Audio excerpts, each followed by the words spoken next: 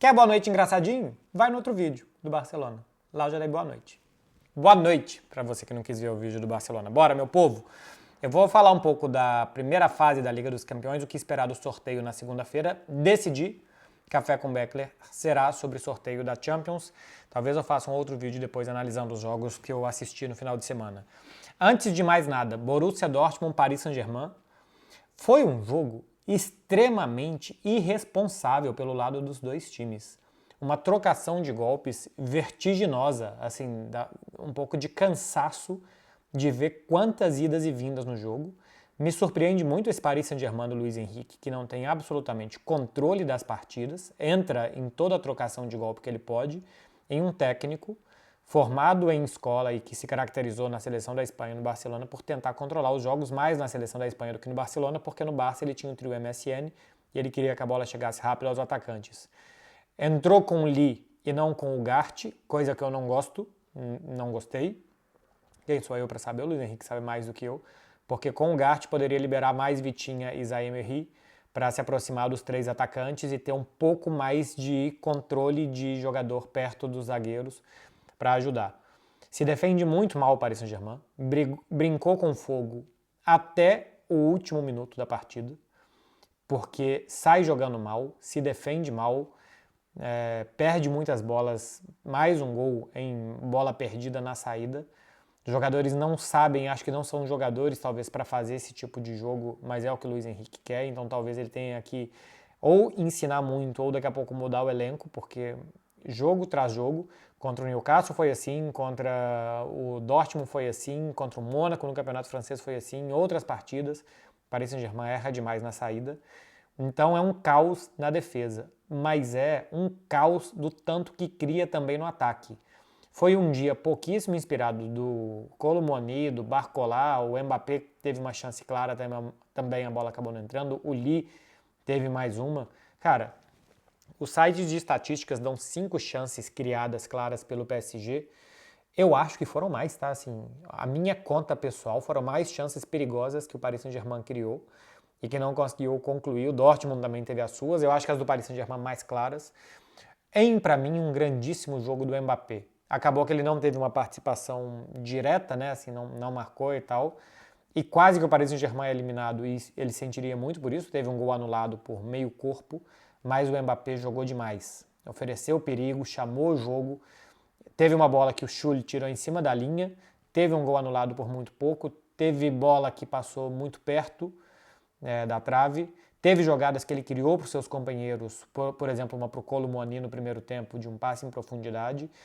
Tanto finalizando como voltando para armar, o Mbappé fez um jogaço. Eu acho que se esperava um pouco isso do Mbappé, acabou que não foi decisivo, como em outras vezes foi mais assertivo. Termina a primeira fase da Champions o Mbappé com 3 gols, sendo 2 de pênalti. São números bastante tímidos para o que ele é, né? Aliás, os 2 artilheiros noruegueses, Haaland e Højlund, com 5 gols. Depois tem uma penca de brasileiro, Gabriel Jesus, Galeno e Evanilson, se eu não estou enganado, com 4 gols cada. Enfim, mas merecia mais o Mbappé, pelo tanto que ele jogou. Jogou muito bem. No final das contas, depois do segundo gol do Milan, o empate classificava o Dortmund em primeiro, classificava o PSG em segundo. Acho que os dois times chegaram esgotados no final da partida.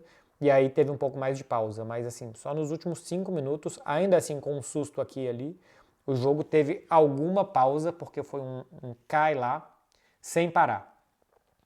O PSG já é um péssimo adversário para qualquer primeiro colocado, né? No final das contas, a gente teve os 4 espanhóis passando em primeiro, 2 ingleses, 2 alemães passando na primeira colocação. Essas 3 ligas dominaram os primeiros lugares, com a Espanha especialmente bem colocada. Dos 5 espanhóis, 4 se classificaram, o outro foi muito mal, realmente o outro não era um time Champions, que é o Sevilla, ganhou a Europa League, por isso teve seu prêmio, mas o Sevilla já no último campeonato espanhol e nesse mostra que não é um time Champions, e isso foi bastante justo na competição, com ele ficando de fora. Dos segundos colocados, tem alguns adversários que já pintam como muito difíceis para esses primeiros. O Paris Saint-Germain é um deles, a Inter de Milão é outro, o Leipzig eu acho que também que é muito bom time, com a volta do Dani Olmo daqui a pouco na temporada, vai ser também uma carne muito dura para qualquer primeiro colocado. Porto não é mau time, é um time duro, que atrapalha muito também o jogo dos seus rivais. Eu vou até conferir aqui as classificações, mas eu acho que esses 4 são os 4 piores adversários que os primeiros colocados podem ter.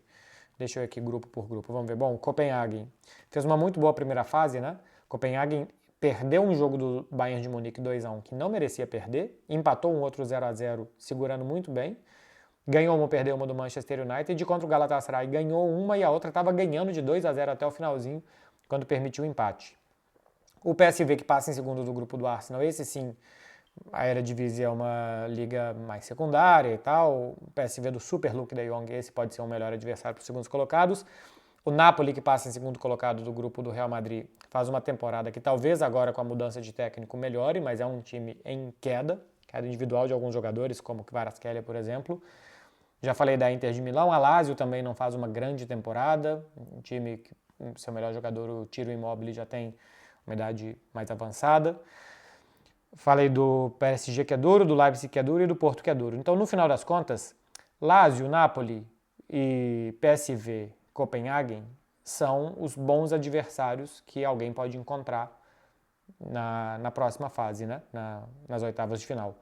Lembrando que não pode ter confrontos entre equipes do mesmo grupo e nem equipes do mesmo país. Então, por exemplo, o Leipzig, que passou em segundo, não pode jogar nem contra o primeiro do seu grupo, o Manchester City, nem contra o Borussia Dortmund, nem contra a Bayern de Munique. Ele tem 3 bloqueios.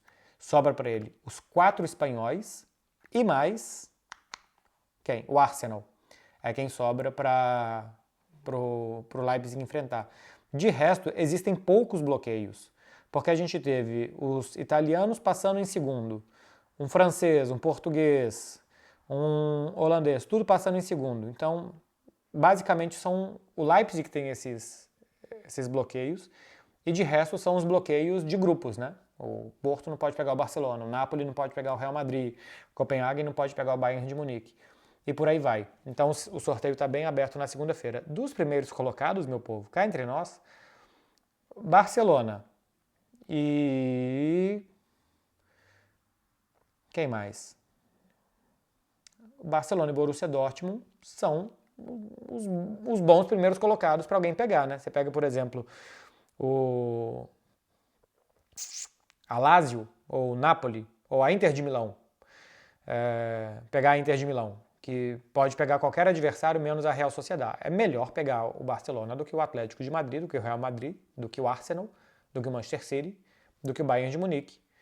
E aí, Barcelona ou Borussia Dortmund. São hoje os 2 bons times que os primeiros colocados podem enfrentar.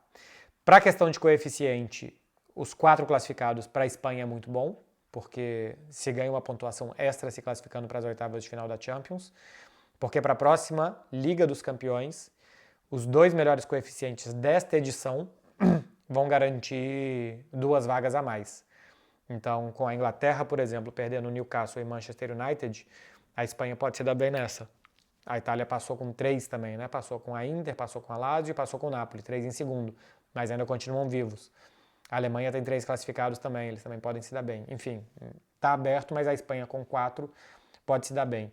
Tem algo interessante para se comentar aqui também, que é a eliminação em último lugar de 2 ingleses. A Premier League é uma liga muito rica, é a melhor liga do planeta sem nenhuma dúvida, é o melhor campeonato hoje do mundo é a Premier League, e eu acho que é normal que se espere que os clubes da Premier estejam todos na quarta, todos nas oitavas de final, como por exemplo os clubes de La Liga. Isso até poderia acontecer. Mas o que eu acho que faz a Premier League tão boa é que a classe média da Premier League é muito boa. O Brighton, o Aston Villa, o próprio Newcastle, o Chelsea está lá embaixo, mas é bom time. O Liverpool na temporada passada nem se classificou. O Tottenham, que está jogando muito bem essa temporada, não está no G4. Então, se a gente for pegar do primeiro ao quarto de vários campeonatos, acho que eles brigam em nível de igualdade.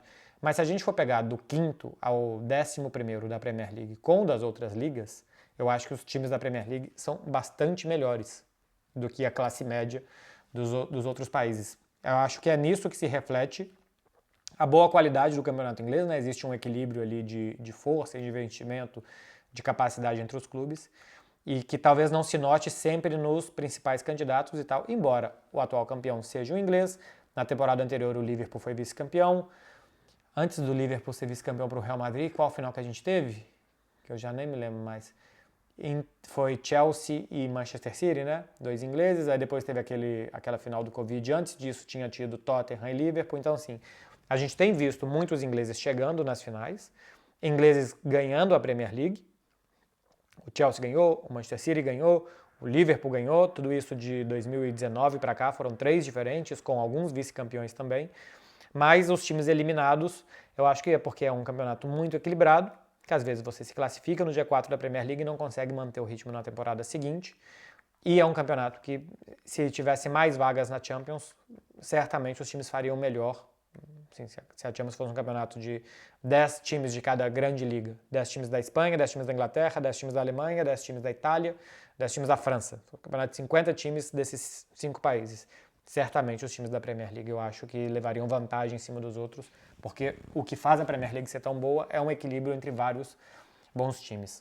É isso daqui, meu povo, um pouquinho do jogo do Paris Saint-Germain com o Dortmund, e essa projeção de oitavas de final, acho que é bem diferente o que a gente vai ver em fevereiro do que agora. Acho que muitos times podem melhorar, outros times podem estar ainda piores, tem jogador que vai voltar de lesão, tem jogador que certamente vai se lesionar até lá.